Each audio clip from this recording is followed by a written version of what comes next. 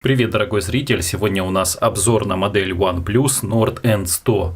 На старте продаж он был очень высок по цене, и этот смартфон я не решался брать. Хотя смотрел либо на Poco M3, либо на Nord N100. Но сейчас, на момент обзора, цена его упала. И я заказал эту модельку, сделаю с удовольствием обзор, поделюсь своими тестами, а в конце поделюсь своим отзывом и еще сделаю сравнение с Poco M3. Поэтому оставайтесь, есть тайм-коды, не забудьте поставить лайк за труды, и если вы еще не подписаны, обязательно подпишитесь.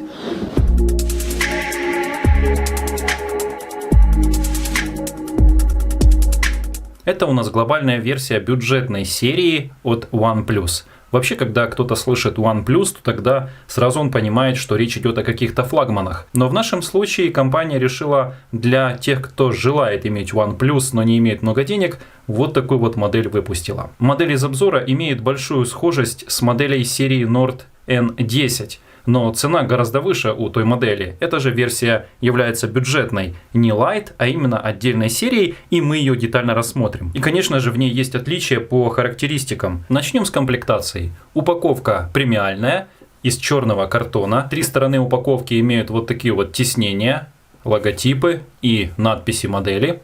Снизу у нас параметры указаны. Наша модель версия 4.64. Midnight Frost, что в переводе означает полуночный мороз. Да, именно вот так вот компания решила назвать вот такой вот цвет с переливом вроде бы мороза, ночи, синевы, но смотрится стильно и красиво. Открыв упаковку, нас встречает конверт с надписью OnePlus. Внутри конверта располагается большая скрепка с тремя отверстиями, будто бы это глазики, а это рот, и несколько инструкций. Далее в упаковке располагаются аксессуары для зарядки и подключения к компьютеру. Это у нас мощная 18-ваттная скоростная зарядка, уже под все наши евро-розетки. И обратите внимание, что она не маленькая. Даже продумали вот эти выемки, чтобы легче было извлекать, не скользило, или здесь, чтобы был упор. И на блоке питания находится вот такая вот информация о его характеристиках. Также фирменный кабель для зарядки красного цвета, USB на USB Type-C. И если вы привыкли, что из комплекта хотя бы пленка на экран, или же еще дополнительно силиконовый чехол, то в этой модели все это отсутствует. Стекло не защищено сверху пленкой, и силиконового чехла нет. Ну а бампер, который вы видите здесь во время обзора, это я прикупил отдельно, и мы его рассмотрим немного позже. Давайте начнем с дизайна. Внешний вид смартфона ничем не отличается от современных стандартов.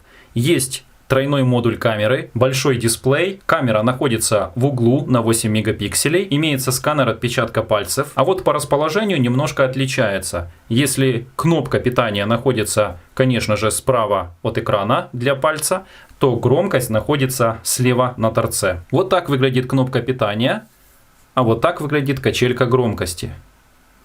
Сверху над качелькой громкости располагается лоток для сим-карт. В него можно установить либо карту памяти до 512 гигабайт, либо две нано-сим-карты. Обратите внимание, что у лотка сим-карт нет никакой резиновой прокладки. Сверху над экраном располагается отверстие второго микрофона, который отвечает за шумоподавление или же стереозапись. Ну а на нижнем торце у нас располагается красивых два отверстия для основного динамика, а здесь их два, ребята. Да, здесь стереозвук, USB Type-C гнездо для зарядки, или же подключение OTG, или же подключение наушников. Но наушники можно подключать не только через USB Type-C, а и через стандартный разъем 3,5.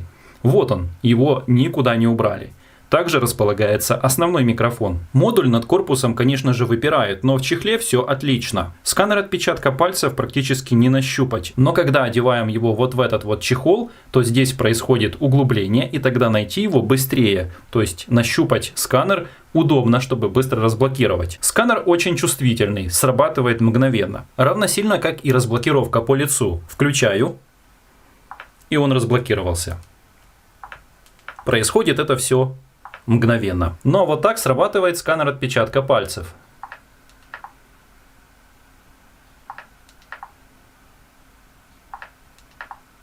Тоже быстро. Корпус высокого качества, но полностью из пластика. Крышка вот с таким вот красивым градиентом, а рама выполнена из глянца. И блестит. К сожалению, у этого смартфона основной модуль на 13 мегапикселей с апертурой 2.2. Второй модуль это макро, а третий отвечает за эффект боке, каждый из которых на 2 мегапикселя. Рядом располагается очень яркая вспышка с средним оттенком. Он и не синий, но и не желтый. Теперь поговорим об экране. Экран здесь практически безрамочный. Есть отверстие под камеру в углу слева. Его диагональ составляет 6,52 дюйма.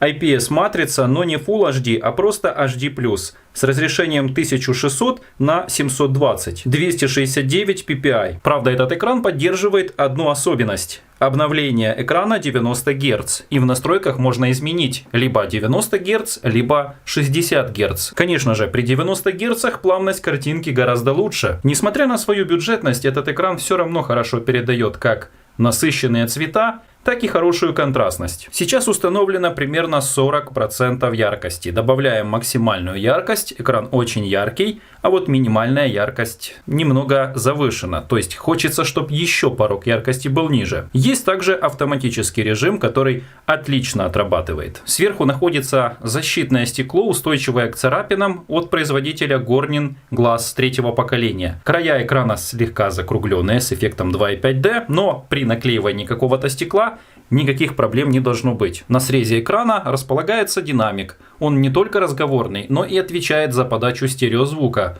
Качество отличное. И дальше мы протестируем звучание. В настройках есть, конечно же, и ночной режим, и темная тема, и режим чтения. Режим чтения имеет два режима. Цветной эффект и одноцветный эффект. Цветной эффект. Все вроде бы с цветами, но очень блеклое. Благодаря этому мы добиваемся энергоэффективности и небольшую нагрузку на глаза. Ну а если включаем одноцветный режим, то у нас все становится монохромным.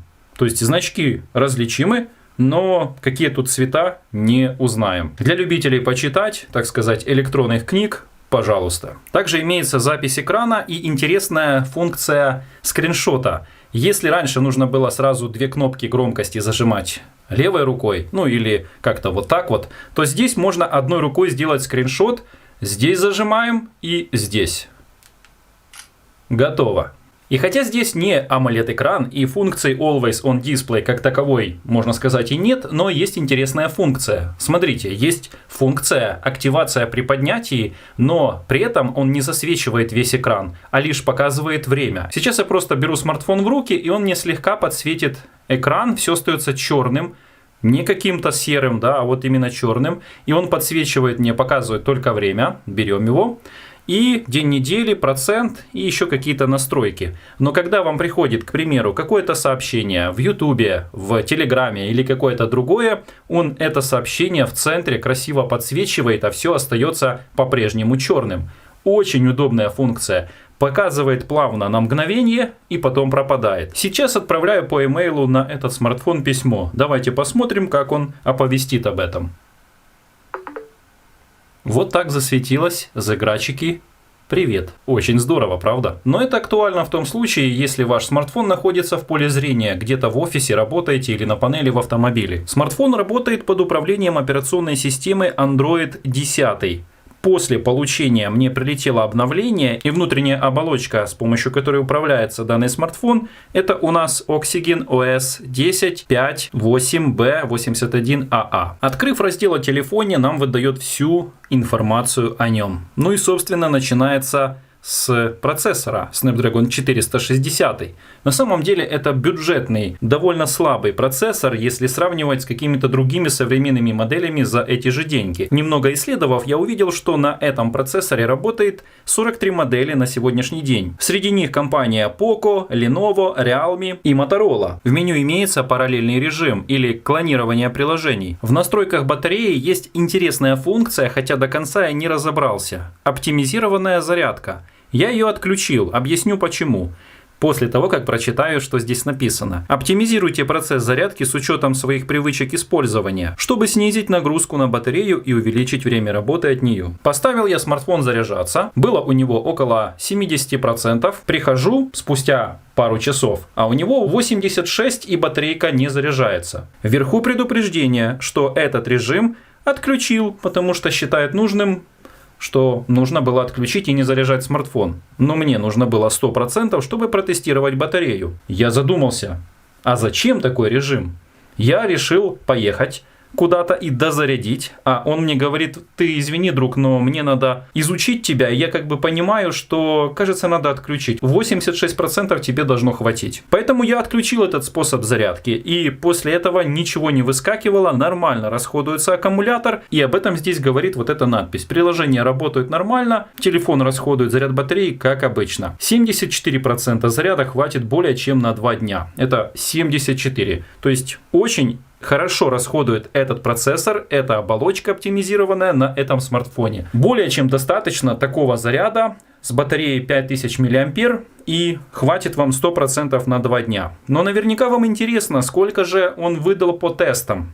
С удовольствием покажу. Заходим в галерею и смотрим снимок, снятый уже на этот смартфон. Из заявленных 5000 он взял 4444. Число красивое, но не полное. Но проведя тесты в YouTube, он держался хорошо. Вот здесь эти тесты, он от 100 до 0% на 80% яркости в YouTube показывал постоянно на протяжении более 10 часов видео. Сколько точно сможете узнать, посмотрев это видео. В Antutu Benchmark этот смартфон взял 150 004. Это его средний показатель, обычно он где-то 150-152 тысячи. Также из этой программы мы можем узнать, что установлено внутри 16 датчиков. Это говорит о том, что не пожалели и установили все эти датчики, чтобы в повседневном использовании смартфон нас не подводил. Данный смартфон работает как с 2,4 Гц сигналом Wi-Fi, так и с 5G. Версия Bluetooth 5.0. Давайте совершим тест GPS. Споймал 27, уже 40 и сейчас уже использует 5. Мгновенно выходит на связь, при этом использует такой тип спутников, как GPS, Beidou, Galileo и GLONASS. То есть все типы спутников в этом смартфоне поддерживаются. Это его огромный плюс. Открыв YouTube, можно увидеть, что данный дисплей позволяет просматривать 1080-60 кадров. Благодаря этому картинка сочная и, раздвинув вот так вот по экрану, качество великолепное. Давайте проверим диктофон. Запускаем. Всем привет, тестируем микрофон в диктофоне на Nord N100 от OnePlus. 1, 2, 3, 4, 5. Проверка записи. Говорю в нижний микрофон. 1, 2, 3. Теперь говорю в верхний микрофон. 1, 2, 3. Все, что вы только что слышали, было записано на этот микрофон. Выяснилось, что записывает он во время диктофона только на нижний микрофон. Стереозаписи в режиме диктофона нет. Но если протестировать именно в режиме видео, то он записывает звук именно в стереорежиме. Говорю микрофон справа, а теперь говорю в микрофон слева. 1, 2, 3. Очень отчетливо это будет слышно, если слушать в наушниках. Или же вот на таком вот смартфоне с динамиками стереорежим слева и справа. Кажется, пришло время протестировать звук. Вначале я буду записывать звук петличным микрофоном. Через этот же микрофон вы меня сейчас слышите. После этого я включу микрофон камеры, который умеет записывать в стереорежиме. И вы, если захотите, оденете наушники. После этого вы оцените качество звучания стереодинамиков. Итак, запускаем тест. Первые несколько мелодий. Поехали.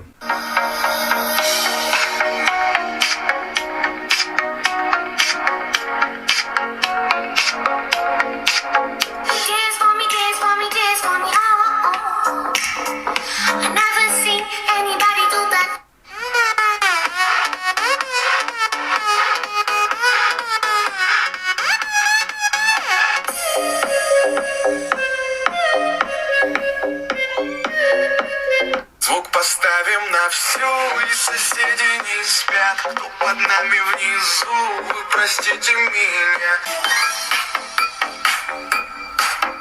Ну а теперь эти же мелодии, только через стереомикрофон камеры. Слушаем.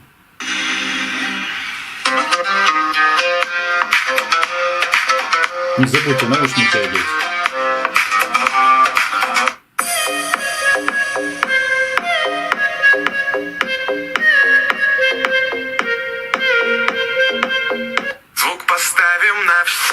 Соседи не спят, кто под нами.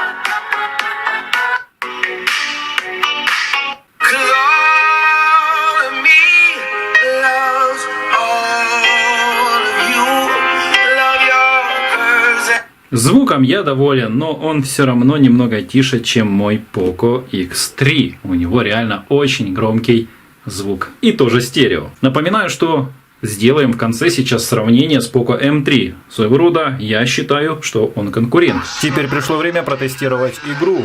И именно в играх мы видим, насколько хорошо справляется процессор. А процессор здесь остается желать лучшего в отношении игр. Высокое качество установлено, но вот сами увидите, что графика, ну, так себе. Начинаем.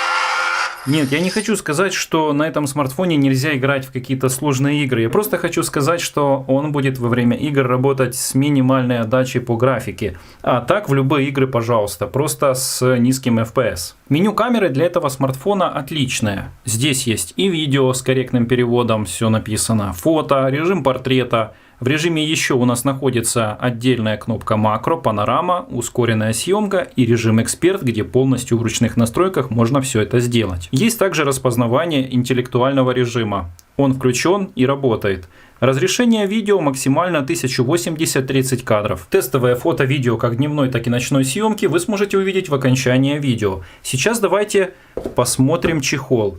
Чехол я заказывал именно вот такой вот крепкий, специфический по форме, по габаритам, потому что хочется, чтобы он защищал не только заднюю крышку, но и переднюю. Стекло, кстати, тоже в пути. Ссылку на стекло и этот бампер оставляю в описании. Во-первых, он добавляет жесткости. Во-вторых, выступает над экраном и защищает. Если будет вот так вот лежать, то ерзаться будет только чехол. Удобно держать в этом чехле смартфон. Кнопки на нем дублируются и больше выступают. Кнопка громкости по отдельности выполнена. И очень хорошо все совпадает по своим отверстиям. Единственное, чего здесь нет, это выреза под ремешок. Как обычно делаются два отверстия, чтобы можно было носить на руке. Сам бампер выполнен из хорошего силикона или резины, но, наверное, больше резина, да. Он гибкий, плотный и внутри вот такая вот красота. Вот так выглядит сканер отпечатка пальцев в углублении и модуль, который, ну, реально, хотя и выпирает, а здесь он защищен. Видите, как здорово.